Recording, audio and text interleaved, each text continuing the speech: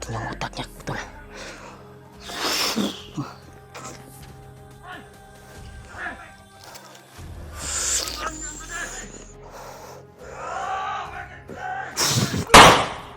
Usil ka.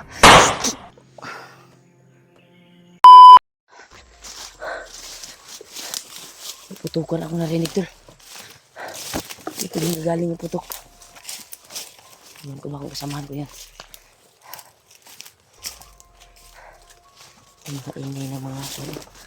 Yalas na manok. Ha. Grabe yung paglalakbay talaga, tol. Pagkakuan talaga.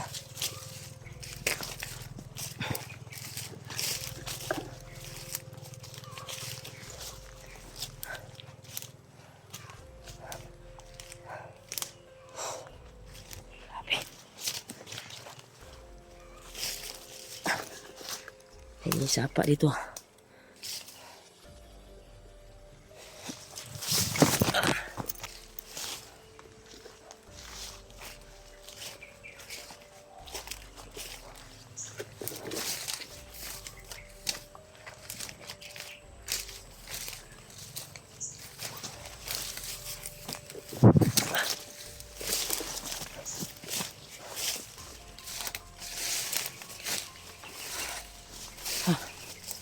Grabe.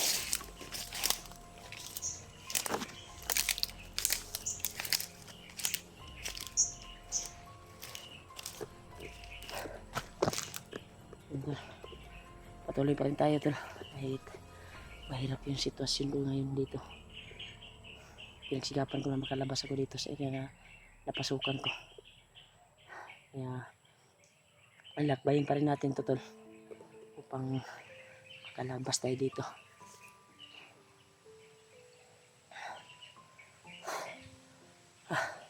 Sana kasi sila Julio ngayon at si Janry. Alam ko po na alalang-alala Janry ngayon sa kanyang asawa dahil ilang araw o ilang buwan na hindi sila nagkasama at hindi niya nakumusta yung kanyang pamilya. Buti na lang yung anak niya, bininto niya sa akin yung packet kami. Yung anak niya daw ay iniwan niya doon kung saan yung anak ni Dib at asawa. Doon nilagay ni Kwantol, ni Janry, ang kanyang anak, sa anak ni Dib, kasi nandun naman yung asawa ni Dib. Pagsamantala hindi pa nakuha yung ina ng bata, ay nag-iwan naman sila noon ng konsumo ng anak ni Janry dahil nga may nag-abot ng blessing, nagbigay. Kaya salamat po sa mga mabubuting puso.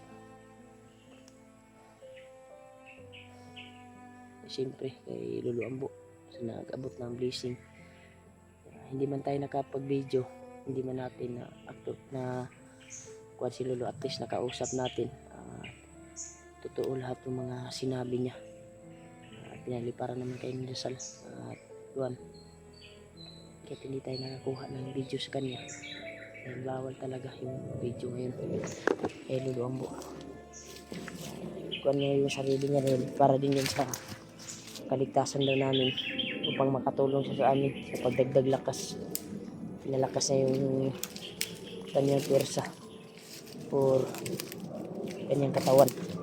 Kaya nagpapasalamat po siya sa nagbigay ng blessing at parang po kayo ng kanyang dasal na hindi kayo madidisgrasya sa bawat lakad niyo. Kung saan kayo maglalakad, kung saan kayo gagala, ay nasa safety kayo, ay nakaagapay ang dasal ni Lolo Ambo at ritual niya sa inyo pang maabot yan sa inyo kung saan kayo ngayon.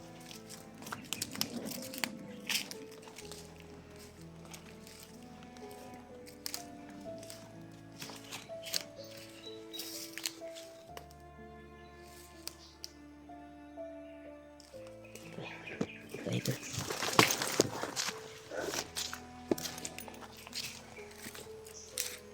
Dito to. Dito na naman.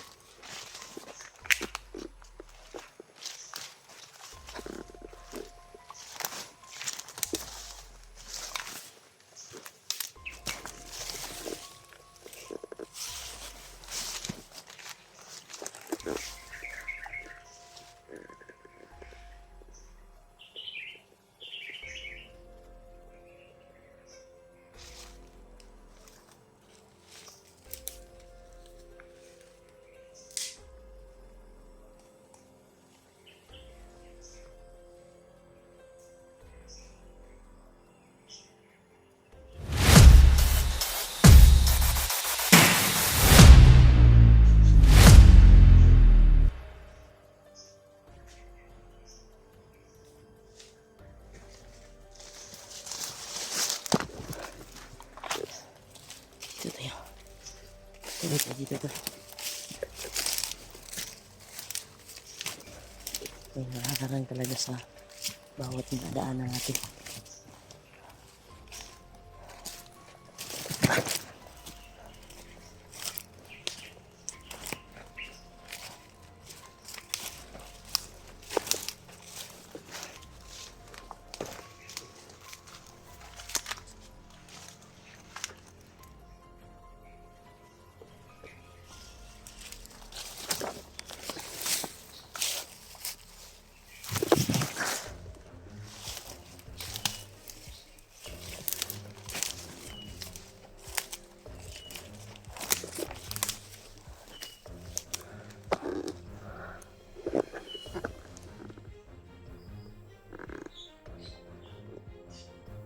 Pantay dito.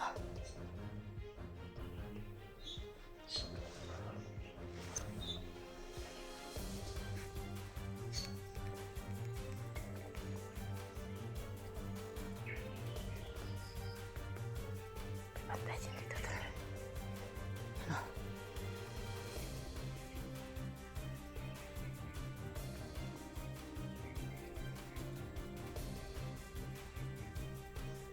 May pantay. Grabe ito mga dito na to.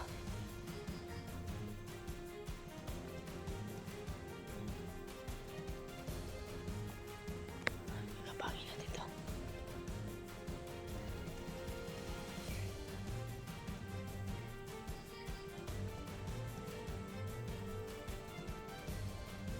Tawagin natin, magtago lang tayo. Bade! Bade! Punta ka na bade! Tago lang tayo tol.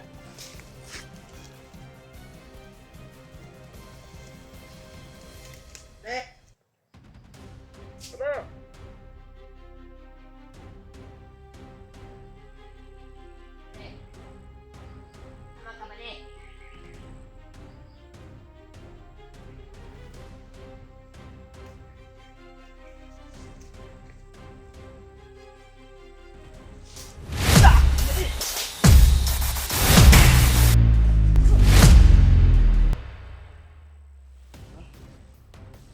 Tama ka ba de? Ako dali ba de? Kala mo kikita mo ako ah. Ito, kala niya siguro kasamahan niya.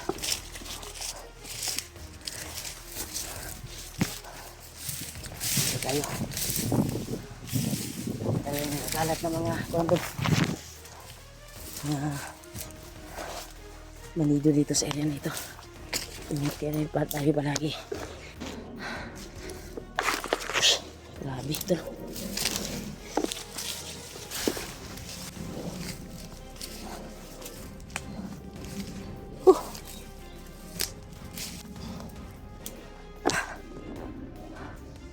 Pakikuan talaga ito.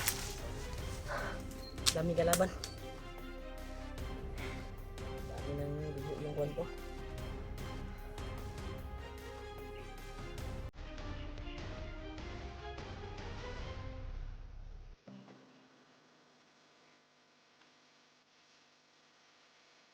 Andol. Tayo nating makita tayong manido tol. Tayo natin gamitin yung pangilang kidat dahil hindi ko na nagamit to. Magkukontrol tayo ng bandido kung gagana pa ba ito. Dahil hindi ko napapaswasan kay Lulu to kung okay pa ba ito. Pero nabasbasan niya ito tol. Pero matagal na ito. Pero hindi ko nagamit ito. Dito, yun ko ba kung nandito pa ba sa bag ko. Nandito. Nakasuksok sa maliit na bulsa. Tol. Yung pangil ng kidlat. Binalot sa tilang pula. Ito ay galing pa sa kanino niluluan mo. Binigay niya sa akin. Gagamitin natin ito tol. Try natin kung gagana po ito. Kung may makita tayong bandido.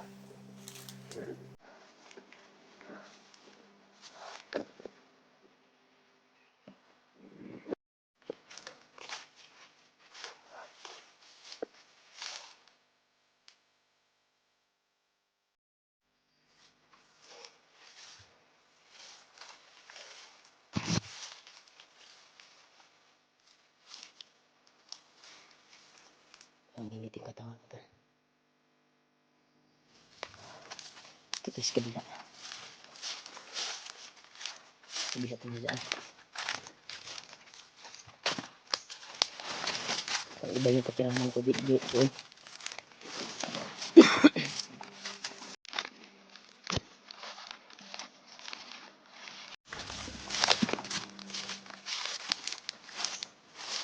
Ito tayo.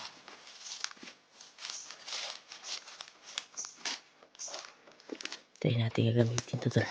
Kung makita mo tayong malilo.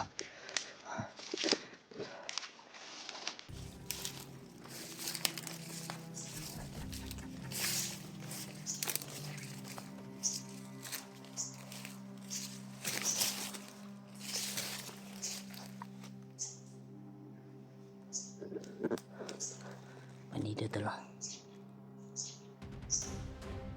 Lapitan natin konti.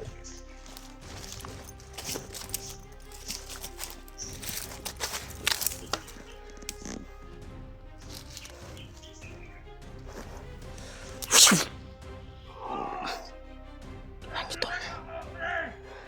Kontrolin natin yung utak niya tol.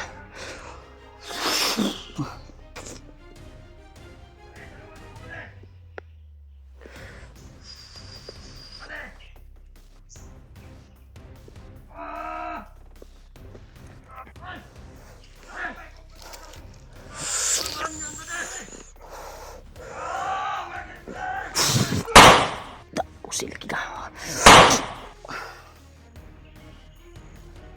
Sakam lagi ka. Gagana pa pala ito tol.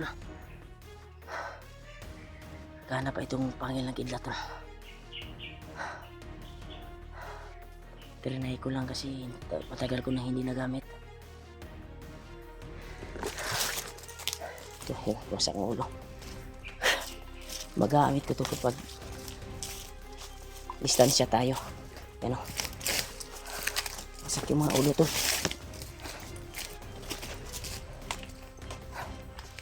Wasak yung mga ulo. Kaya, ito yung gagamitin natin tol. Kung may commander tayo makikita. Pagin na kidlat, kaya natin ito tignan. Tago natin to.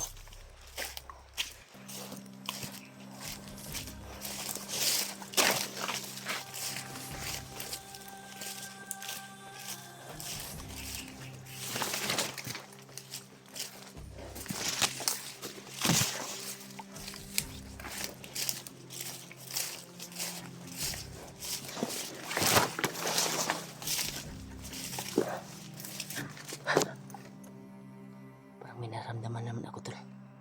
Kakaiba. Parang aura ng commander ah. Sino kayang commander na ito?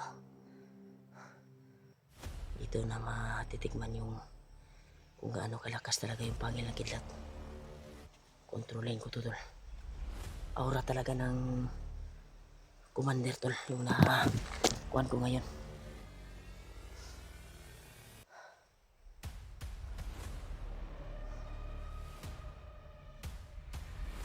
Lakas yung nararamdaman ko na aura.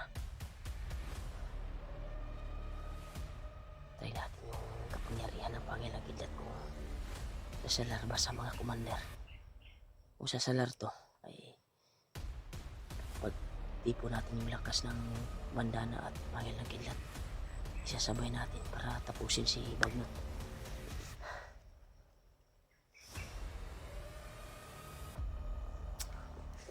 May title.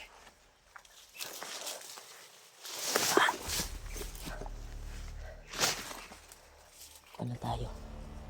Kunti na ingatan tayo.